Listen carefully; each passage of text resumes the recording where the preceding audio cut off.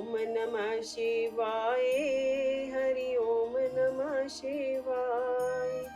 सोमनाथेश्वर की उत्पत्ति। चंद्रमा को दक्ष प्रजापति की 27 पुत्रियां पत्नी रूप में प्राप्त हुई थी, परंतु चंद्रमा रोहिणी से अधिक स्नेह करता था। बाकी सभी स्त्रियां दुखी होकर पिता के पास गई। पिता ने उनकी बात सुनकर चंद्रमा को समझाया कि हे चंद्रदेव, उत्तम कुल में उत्पन्न होकर ऐसा क्यों कर रहे हो? विषमता मत बरतो।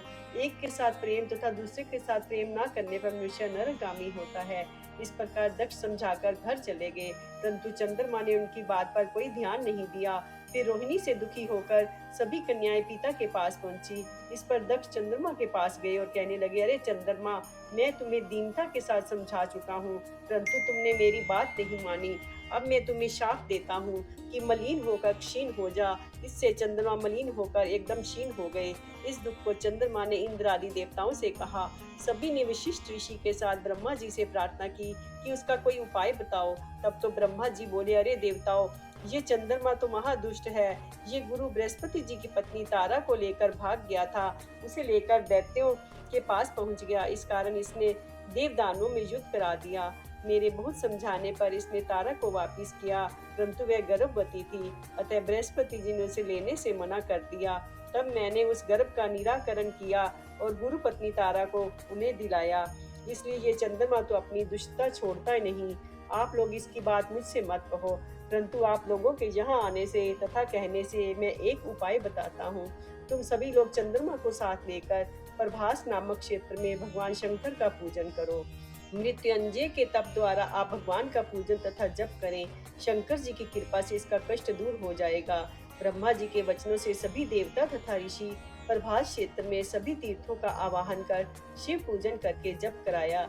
10 करोड़ जप द्वारा भगवान शंकर प्रकट हुए तथा चंद्रमा को वर मांगने को कहा।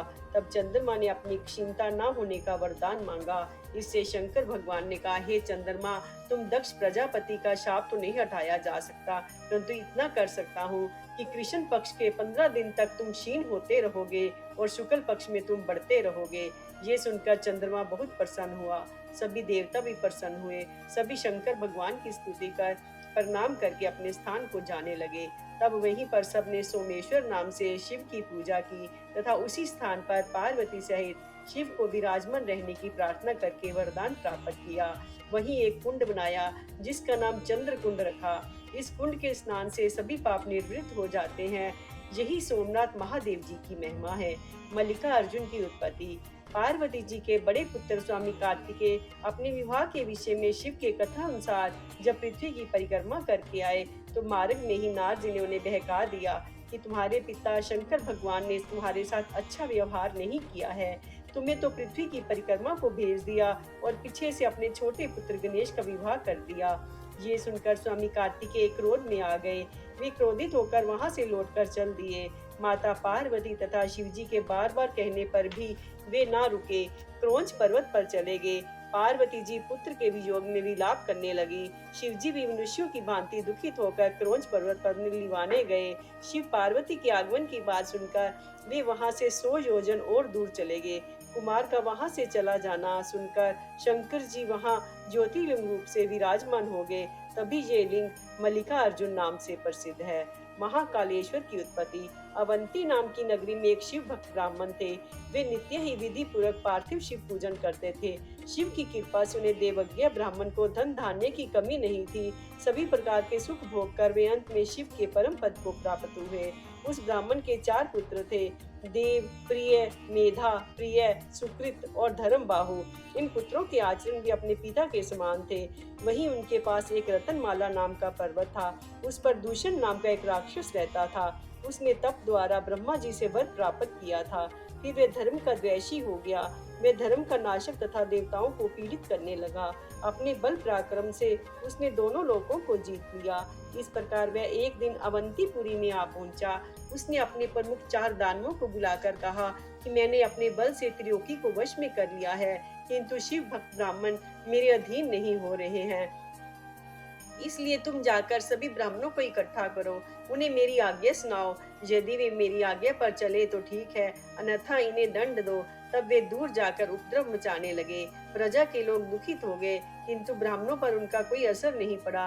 प्रजा के लोग ब्राह्मणों के पास जाकर प्रार्थना करने लगे, हे देवो, हम आपकी शरण में हैं। मालूम नहीं ये दानव दुराचारी कहाँ से आकर उपद्रव मचा रहे हैं। इन्होंने बहुत नगर वासियों को मार दिया है। आप हमारी रक्षा करो। ब्राह्मण बोले, हमारे पास कोई अस्त्र शस्त्र नहीं है तथा न कोई बल पराक्रम है इन दैत्यों का नाश कर सके। हम तो भगवान शंकर का आश्रय लेकर ही यहाँ ठहरे हैं। उन्हीं की कृपा से हमारी रक्षा हो रही है।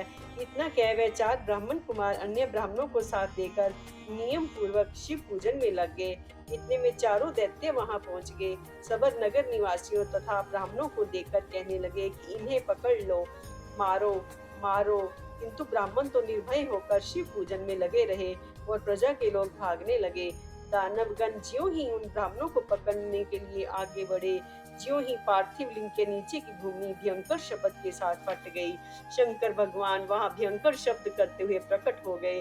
उन्होंने अपने हुंकार शब्द से ही सभी दैत्यों को तथा सेना को और दूषण नामक महादैत्य को भी मार डाला।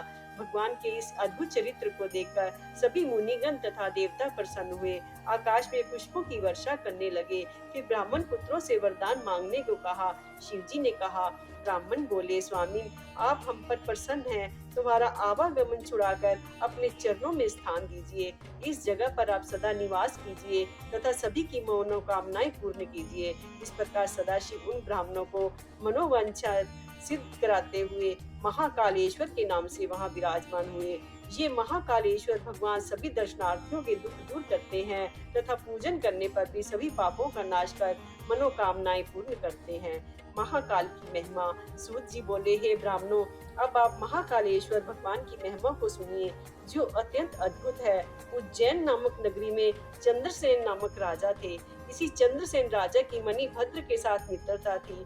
मणिभद्र सदाशिव के मुख्य सेवक थे। एक बार मणिभद्र राजा चंद्रसेन पर प्रसन्न हो गए। उन्होंने राजा को अपनी कौस्तुभ मणि प्रदान की, जो सूर्य के समान प्रकाशित होती थी। तब तो राजा उसे अपने गले में धारण करके सूर्य के समान चमकने लगा। उस मणि को पास देखकर अन्य राजा उससे ईर्ष्या करने लगे तथा उसे प्राप्त करने की चेष्टा करने लगे। राजा से उन्होंने मांगा, परंतु राजा ने सभी को मना कर दिया तथा फटकार भी लगा दी। इससे कुछ राजा उससे नाराज हो गए। राजा ने भी युद्ध की तैयारी कर ली। वे अपनी अपनी चतुरंगनी सेना लेकर युद्ध करने को आए। ये देखकर उसने महाकालेश्वर महादेव की शरण ली। उसी समय वहां गोपी आई। उसकी गोद में एक बालक था जो लगभग 5 वर्ष का था। गोपी विधवा थी। वे दोनों वहां बैठकर राजा का शिव का पूजन देखने लगे। फिर पूजन को देखकर वह गोपी बालक को लेकर अपने घर आई। घर जाकर इस 5 वर्ष के बालक के मन में आया कि मैं राजा की भांति ही शिव जी का पूजन करूं। ऐसा विचार कर वह कहीं से एक पत्थर का टुकड़ा उठा लाया और दीप, धूप, नैवेद्य आदि का मन से ही ध्यान करके पूजन करने लगा। इतने में उसकी माता गोपी ने उसे स्नेहवश भोजन के लिए बुलाया, परंतु बालक शिव पूजन में मगन था। माता को क्या पता था कि उसका पुत्र क्या कर रहा है। बालक ने माता की आवाज को सुना ही नहीं। इस पर माता स्वयं बालक को बुलाने गई। उसने देखा कि बालक आंखें बंद किए हुए आसन पर बैठा है। गोपी ने उसे पकड़कर खींच लिया। वह उसे फटकारने लगी। माता ने उस बालक के सामने रखे पूजा के पत्थर को उठाकर वहीं फेंक दिया। वे बालक को खींचकर घर ले गई। वे बालक शिव शिव कहता व्याकुल होकर पृथ्वी पर गिर पड़ा। उसके होश जाते रहे। ये देखकर उसकी माता के भी होश जाते रहे। कुछ समय से बालक को होश आया तो उसने देखा कि वे महाकाल के मंदिर में बैठा है। वहां भगवान शिव का रतन में ज्योतिर्लिंग स्थित है। ऐसा देखकर वह बारंबार शिव को प्रणाम करने लगा। फिर भगवान शिव का ध्यान करता हुआ वह भागकर अपने घर को आया। वहां अपने घर को बहुत सुंदर देखकर वह आश्चर्य में पड़ गया। फिर माता की ओर देखा। वह भी एक रतन जड़ित पलंग पर सो रही थी। वह अमूल्य आभूषण को धारण किए हुई थी। तब बालक ने प्रसन्न होकर अपनी माता को जगाया तथा सदाशिव की प्रसन्नता का समाचार सुनाया। गोपी ये देखकर तथा सुनकर भारी प्रसन्न हुई। इधर राजा का शिव पूजन का नियम समाप्त हुआ तो उसने इस बालक पर शिव की कृपा होने का समाचार सुना। राजा मंत्रियों के साथ उसके घर गया। वहाँ भगवान शंकर का प्रभाव देखा तो उसके आश्चर्य की सीमा न रही। राजा तथा अन्य लोगों ने मिलकर रात बड़ा भारी उत्सव मनाया। प्रातःकाल ये समाचार पूरे नगर में फैल गया कि गोपी के घर नगर के लोगों की भीड़ लगने लगी। चंद्रसेन राजा पर चढ़ाई करने वाले अन्य राजाओं ने भी ये बात सुनी। उन्होंने मान लिया कि उज्जैन नगरी पर तो भगवान महाकाल की भारी कृपा है। यहाँ का राजा चंद्रसेन शिव जी का परम भक्त है। हम उसे नहीं जीत सकते। उसके साथ मित्रता में हमारा कल्याण है। ये सोचकर सभी राजा लोग गोपी के घर शंकर जी के दर्शन करने आए। वहाँ बालक की भक्ति तथा ज्योतिर्लिंग दर्शन करके भारी आनंदित हुए। राजा के साथ उनकी मित्रता हो गई। फिर वहाँ प्रत्यक्ष रूप से हनुमान जी प्रकट हुए। उनके दर्शन करके सभी राजा लोग परम प्रसन्न हुए। प्रेम श्रद्धा से उनका सभी ने पूजन किया। हनुमान जी ने गोपी के बालक को उठाकर गले से लगाया। फिर सभी राजा मनुष्यों से वे बोले, देखो भाई, सब चराचर जगत के कल्याण करता भगवान शिव हैं। इस गोपी के बालक ने राजा चंद्रसेन को शिव पूजन करते देखा था। उसी प्रकार इसने भी पूजा की। इसका परिणाम ये हुआ कि इसका परम कल्याण हुआ। जो सभी देख रहे हो, ये परम मोक्ष को प्राप्त करेगा। इसके कुल में 8वीं पीढ़ी में महायज्ञ पुरुष होगा, जिसका नाम नंद होगा। उनके घर श्री कृष्ण पुत्र रूप से उत्पन्न होंगे। इसकी इस समय श्री कट नाम से प्रसिद्धि होगी। इतना कहकर सभी के सामने हनुमान जी अंतर ध्यान हो गए। चंद्रसेन ने आगंतुक सभी राजाओं का सत्कार किया। सभी राजा अपनी अपनी राजधानियों को गए। चंद्रसेन तथा श्रीकट ने विधि पूर्वक भगवान शंकर की आराधना की। वे दोनों इस लोक में सुख भोग कर अंत में वैकुंठ धाम को प्राप्त हुए। दुर्लभ मोक्ष को उन्होंने पाया। ये शिव कृपा का बड़ा सुंदर महात्म है। इसके श्रवण करने से ही सभी के कष्ट दूर हो जाते हैं तथा भगवान शिव की कृपा होती है। ओंकारेश्वर महिमा। सूत जी बोले, हे मुनियों, अब शिव जी के ओंकारेश्वर नामक ज्योतिर्लिंग का महात्म सुनिए। प्राचीन काल की बात है। नारद मुनि ने गोकर्ण नामक शिव जी की पूजा की। फिर वे विंध्याचल पर्वत पर पहुंचे। विंध्या ने नारद जी का भली भांति आदर सत्कार किया। उसके बाद विंध्याचल को अभिमान हो गया कि वे नारद जी के सामने बैठ गया। नारद जी उससे बोले, हे विंध्य, इसमें तो संदेह नहीं कि तुम सर्वश्रेष्ठ हो। तुम्हारे में ही सर्व पर्वत व्याप्त हैं, किंतु सुमेरु नहीं है। सुमेरु सभी पर्वतों में श्रेष्ठ है। तुम सभी गुणों से संपन्न होकर भी उसके सामने छोटे हो।